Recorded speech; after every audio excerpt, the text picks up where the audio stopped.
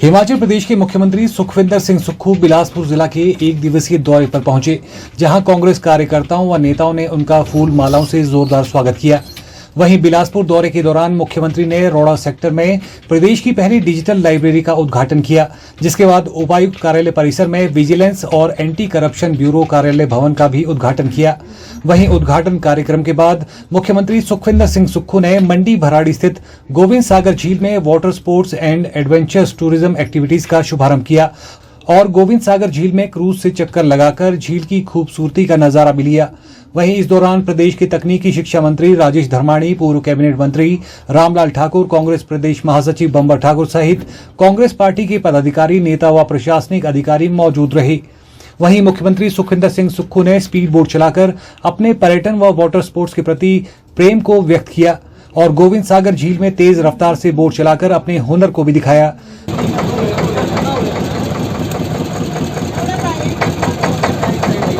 भाई आप उधर लो थोड़ा फ्रंट पे। इस साइड तक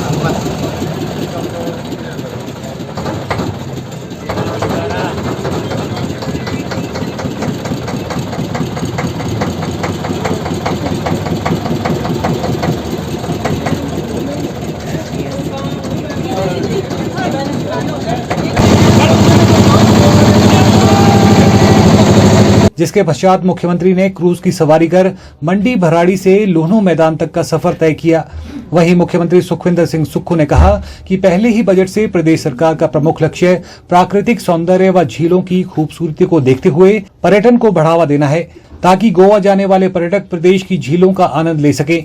इसे देखते हुए बिलासपुर से वाटर स्पोर्ट्स एक्टिविटीज का शुभारंभ किया गया है, जिसके तहत क्रूज, शिकारा, जेट स्की व स्पीड मोटर बोट गोविंद सागर झील में चलेगी और इससे पर्यटन को नए पंख लगेंगे और आने वाले समय में बिलासपुर टूरिज्म हब बनकर उभरेगा। साथ ही मुख्यमंत्री सुखविंदर सिंह सुक्खू ने दीपावली के पर्व पर प्रदेशवासियों को हार्दिक बधाई दी। हमने अपना नीतिगत परिवर्तन किया और नीतिगत परिवर्तन हमने किस प्रकार की इंडस्ट्रीज को लेकर जाना है उस दृष्टिकोण से किया। पहले बजट में हमने कहा था कि हिमाचल के प्राकृतिक सौंदर्य, हिमाचल की झीलों, हिमाचल की वाटर बॉडीज़ पर अगर कि सरकार की प्रथम प्राथमिकताओं में कोई होगी तो वो टूरिज्म होगा, पर्यटन होगा।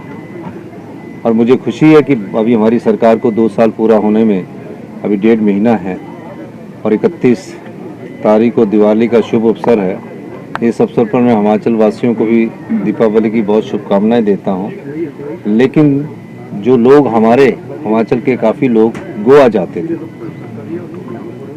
चंडीगढ़ हरियाणा के लोग गोवा जाते थे, क्रूज का आनंद लेते थे, हमने ये सुविधा आज बिलासपुर में उपलब्ध करवा दी है। हिमाचल प्रदेश में 75 साल में पहला क्रूज की कोई योजना यहाँ शुरू की आज़ादी के बाद की तो बिलासपुर है। जेट स्की है, शिकारा है, तो ये सब सुविधाएं हम करवा रहे हैं। शुरू में अभी थोड़ा इसको उभरने में टाइम लगेगा, लेकिन मेरा मानना है कि आने वाले समय में बिलासपुर एक बहुत बड़ा टूरिज्म के हब के लिए, वाटर एडवेंचर स्पोर्ट्स के लिए एक बहुत बड़ा केंद्र बन जाएगा। जब टूरिज्म बढ़ता है तो बिलासपुर के लोगों की आर्थिक स्थिति भी मजबूत होगी, उनके पास ज़्यादा पैसा आएगा और लोगों को सुविधा मिलेगी। अब हम नई चीज़ों की तरफ हमें जाना चाहिए और मेरा मानना है कि इस दिशा में हम कदम बढ़ाए हैं। और अभी जो गोविंद सागर झील है, बंगाना की रायपुर के पास झील है, पोंग डैम झील है, हमारी कोल डैम की झील है, जितनी भी झीलें हैं इस पर हम क्रूज चलाना चाहते हैं, जेट स्की चलाना चाहते हैं, मोटर बोट्स चलाना चाहते हैं, सब प्रकार की सुविधा देना चाहते हैं। इससे क्या फ़ायदा होगा? जब ये थोड़े 1-2 साल में जब स्थापित हो जाएगा तो जीएसटी के रूप में हमें इसका अधिक लाभ मिलेगा। और जो इंडस्ट्रीज़ है वो इंडस्ट्रीज़ हमें कंज्यूमर स्टेट होने के कारण उसका जीएसटी का लाभ नहीं मिलता। टूरिज्म से हमें 28% जीएसटी मिलेगी, पानी की बोतल जो पिएगा उस पर जीएसटी मिलेगी, कोई चाय का कप पिएगा उस पर जीएसटी मिलेगी और हिमाचल प्रदेश के खजाने में और अधिक पैसा आएगा। तो पर्यटन इस सरकार की प्रमुख उद्योग के रूप में हमारा प्रथम स्थान पर है। दूसरा हाइड्रो है, तीसरा डाटा स्टोरेज है, फूड प्रोसेसिंग है। इन दिशा में हमारी सरकार काम कर रही है। हमने तो 2 बजट जारी कर दिए, अब तीसरा बजट जारी करने के लिए हम नीतिगत परिवर्तन कर रहे हैं। व्यवस्था परिवर्तन के दौर से हिमाचल प्रदेश घूम रहा है। बजट में भी व्यवस्था परिवर्तन कर रहे हैं। प्री बजट मीटिंग स्टार्ट हो चुकी है। किसको कितनी जरूरत है वो चीज़ उसके हिसाब से उसको मिलनी चाहिए। गांव में बैठा हुआ अंतिम व्यक्ति के हाथ में पैसा कैसे पहुंचे, मनरेगा में लगी हुई हमारी महिला मजदूर के हाथ में पैसा कैसे पहुंचे, जिसके ने पशुधन रखा है उसके हाथ में पैसा कैसे पहुंचे।